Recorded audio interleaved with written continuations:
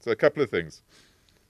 I suppose the big question is, so what? So what is driving the value of brands around the world? So at the end of last year, there was a couple. The first one, of course, is the power to the people. And this is something that is simply incredible, that bizarrely enough, quite a few marketers have not quite latched onto properly yet. It must be terrifying to be a marketing director at the moment. Before you controlled your budget, you put out a couple of ads, and people bought your stuff. Now all of a sudden that you have so little control, if you like, in the formal marketing space because the world talks about you. So your responsibility changes along the lines of how you act and what you do. And rather than telling the story to people, getting people to tell good stories about yourself. So the role of social media going forward is tremendous. I mean, it certainly is power to the people. And certainly what we're seeing there is companies are now competing to find the story, to find the differentiation. We see organizations going out there and building great brands by not massively changing their product mix, but by finding the story in that product mix and telling it better or quicker than anybody else has. The financial institutions is a great example. I mean, banking is banking largely. We know there's a lot of innovation, and that innovation is not always sustainable. But we're getting to a situation right now where there are, and I'm not just plugging FNB because I have an overdraft there, but the iPhone app, for example, that came out of there, for me was pure brilliance. I mean, it's not rocket science, but it is exactly what the consumer wanted. So understanding what people needed, putting it into an easy platform, putting it out there, making it pretty sexy, that's really rock-solid branding. The others will follow, but it's a little bit too late, she cried. I was lucky enough to work on the eBucks brand twice. And again, we know this is a differentiator in the financial segment that the other banks just wish and hope and pray that they had. But first mover advantage, doing it clever, doing it smart certainly made a big difference. Understanding the power of the social media as well. All right. Cloud mentality. This is the next big challenge, that you don't own what you think you own. The ability to access everything from software free online, that you don't need to have things parked on your computer or sitting in a bookshelf. So the lack of ownership of a lot of things going forward is going to be quite a challenge. And we haven't all quite got our heads around it quite as yet, but you will have a lot of freeware and other bits and pieces available to you. The opportunity that sits within it from a brand point of view is how do you change your business? Financial institutions, academic institutions like the IMM and others, where you now have such rich free content in the academic space online, it's going to change the way academia works without a doubt. We had a chat yesterday to a couple of guys in the field around the fact that most of the schools in South Africa close, sort of 3 in the afternoon, and then they only open again the next day at about 8 o'clock. And in that, there's a missed opportunity to beam in whatever manner of education we need, be it primary or be it advanced education, into thousands and thousands of schools. Probably our country's biggest challenge. And it's freeware, it's stuff out there. So why aren't we using the rest of the day to ensure that we've got a population that is educated? And these are the opportunities that educational institutions now need to start thinking about. You don't have to go to bed at 8 o'clock. If you're not working during the day as well, you might want to use the night to get educated so you can get working. Okay, so it's that kind of innovation, if you like. Financial services, the crisis, we kind of had a happy moment about, 8 months ago. We all thought, lucky we through it. We're not. Okay, so it's going to be a little bit wobbly for a while. The ongoing crisis is certainly going to impact the financial services sectors and the brands quite a chunk. And interesting is this whole thing about luxury branding. Even when we go through times where there is big recessions, for some reason, a lot of the luxury brands still do kind of well. They're almost recession-proof. And also the little luxuries like cigarettes, where people pay a massive premium for cigarettes, based on brands again. But it's that little luxury item that gets purchased. But even the big ones, we've got Ferrari still sitting in the top 100 brands. It's not in the top end of it, it's in the back end of it. But these brands, for some reason, seem to survive very, very nicely, no matter what the conditions of the market are. And I think Benute will talk a bit about 3D later on as well. Creative customer engagement, particularly going into the retail space. Thank heavens our shops are changing. The way you go in and bank, in the retail space or consume things is changing. A lot of it's still online as well. All right, so how do brands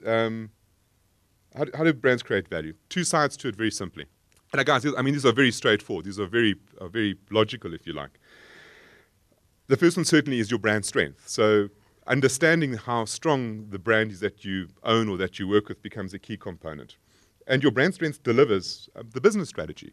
Simple and easy as that. That is the key component of what your brand strength is about. Because high security of future earnings are literally secured if you've got a strong brand. If you've got a weak brand, you'll see that you will not be able to predict earnings going forward. And the second part, of course, is the role of brand. So the role that your brand plays in the consumer decision, if you like, and this very much drives the brand strategy or the business strategy.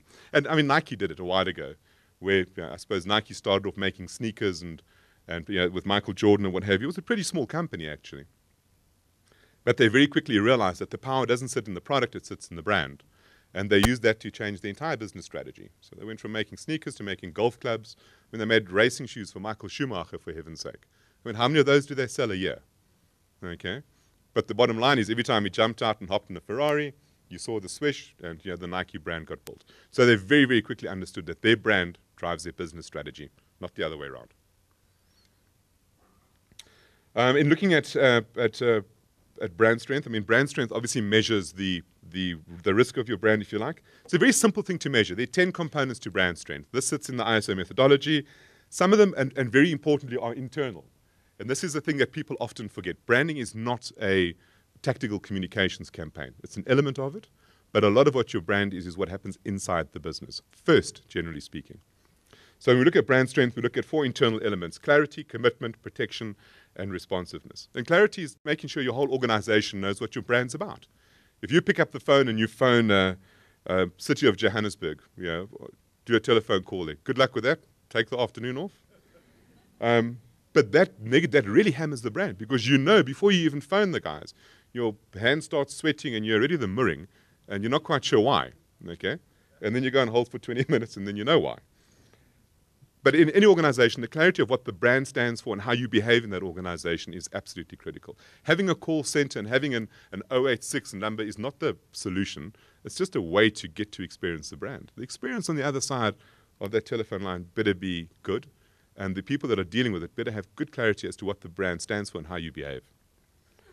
Commitment, this is a great one when you're talking to a board of directors, and commitment largely deals with budget, with resource.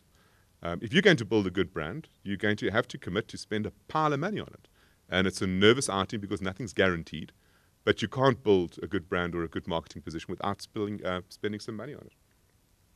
And the whole organization must be committed. It's no good that the marketing department buys it. Of course they would.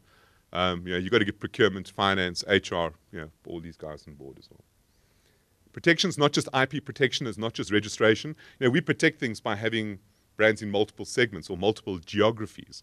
So the protection of a brand, there obviously is a legal component to it, but you also protect your brand by making sure you haven't, if you like, got all of your eggs in one basket. And then responsiveness. Brands are made or broken by how quickly the company, the business strategy, and the brand strategy responds to change. So if you look at Yahoo, if you look at any of those brands that have really crashed and burned, the guys were DOSing. They were having a good snooze while the whole branding landscape changed.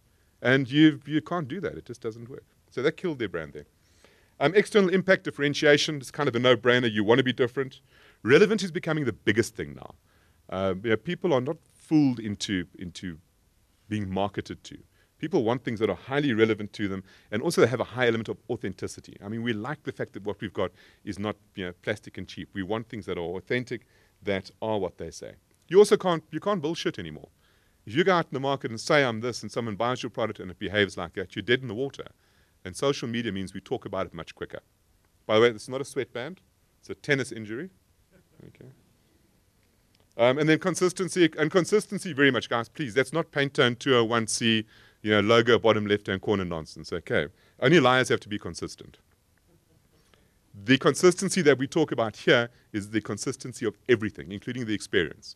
So if you see the double spread ad in the Sunday Times and you go onto the website, or you knock into the branch or the retail experience, or you buy the product, or you talk to somebody else, is everybody aligned, and is there a consistent expectation and feeling around the brand? Presence, again, is all of that. Is your brand in all these places? Is it part of an ongoing conversation? Is it in the social media? Are people saying the correct things about your brand at every single touch point? And understanding. Do people understand what you're about? If people like your brand, understand it, they'll relate to it, and you'll end up with a brand that's pretty damn strong. So if nothing else today, take these 10 items, have a quick look at your brand, and score yourselves out of 10, and then go out for a beer. It's Friday. All right, so those are the 10 items there. I'm not going to go back into it in great detail. So how do you improve it? I mean, brand strength explains how risky or how certain your brand earnings are. And there's a couple of things you've got to have a look at. As we said, protection is a defense strategy. How do you block it? Diversification. How do you get into different geographies? We did that at Interbrand recently when we had a big offering in South Africa, but much more work into the rest of Africa. So spreading, having offices in Lagos, in Nigeria, in Accra, in Ghana, in Tanzania, in Kenya, etc., was a way also for us to ensure that we've got a good presence in these markets, but some markets are up and some are down at any stage as well. So that diversification is important. Support, advertising in these things are important. Sponsorship is critical, something that I agree is generally quite badly done. So it's nice to see some attention paid to that. Leadership, it's a countrywide thing. It's a crisis we have at the moment. But we've got great businesses with great leadership. The ability to lead in an organization from a brand and marketing point of view, great way to build a strong brand. Relevance, first choice, market position, and then stability, of course, is important. Okay, so brand strength is the most powerful tool for analyzing the strategy delivered. So a good way of looking at your business strategy, your brand strength does it to ensure that your business delivers on an objective. It allows you to focus on your competition because it's good to see how you rack up on those 10 items versus the guys that you fight with every day. And make no mistake, you fight with them. It measures what is known, because a lot of those things are really easily determinable, and delivers an objective. You move from being safe. This is the old marketing model, where you had this company business strategy, all these departments, the marketing department, subset of marketing was branding, okay, which is of course ridiculous. To a slightly more modern layout, where your business strategy drives your brand strategy, and your brand strategy in turn drives everything that your business does. So from how people behave, the kind of people that you employ, through to the technology that you use, the products that you make, etc. Allows you to focus on competition, measures what is known, and also informs action. And this is very, very important, where you can have a look, for an example, at how much your brand is delivering and how well it's delivering it.